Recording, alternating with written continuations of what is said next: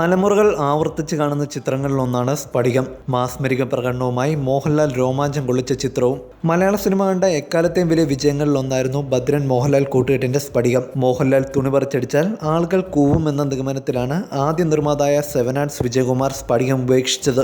ഒടുവിൽ ഷോഗൻ മോഹൻ നിർമ്മാണ ചുമതല ഏറ്റെടുക്കുകയായിരുന്നു. സ്ഫടികം പുറത്തു വന്നപ്പോൾ മോഹൻലാലിന്റെ മുണ്ടുപറിച്ചടി ചിത്രത്തിന്റെ ഹൈലൈറ്റായി മാറി. നാഗാർജുന തെലുങ്കിൽ കൊടികുത്തി വാഴുന്ന സമയത്താണ് വജ്രം എന്ന പേരിൽ സ്ഫടികം റീമേക്ക് ചെയ്യുന്നത്. തെലുങ്ക് സിനിമയുടെ ഹിറ്റ് മേക്കർ SV കൃഷ്ണറെഡ്ഡിയായിരുന്നു വജ്രത്തിന്റെ സംവിധായകൻ. മലയാളം സ്ഫടികം 4ഓളം തവണ കണ്ട കൃഷ്ണറെഡ്ഡിയെ കോരിത്തെറിപ്പിച്ച ഐറ്റമായിരുന്നു തുണിപറിച്ചടി. തെലുങ്ക് പ്രേക്ഷകരെ ഇളക്കിമറിക്കുന്ന തരത്തിൽ നാഗാർജുനയെ കൊണ്ട് തുണിപറിച്ചടിപ്പിക്കണമെന്നും നിശ്ചയിച്ചു. പക്ഷേ ഇമേജ് മാറ്റിവെച്ചുള്ള ഒരു കളിക്കും നാഗാർജുന തയ്യാറല്ലായിരുന്നു. തുണിപറിച്ചടി ചിത്രത്തിന്റെ പഞ്ചായിരിക്കുമെന്ന് നിർമ്മാതാക്കൾ പറഞ്ഞിട്ടും നാഗാർജുന തീരുമാനം മാറ്റിയില്ല.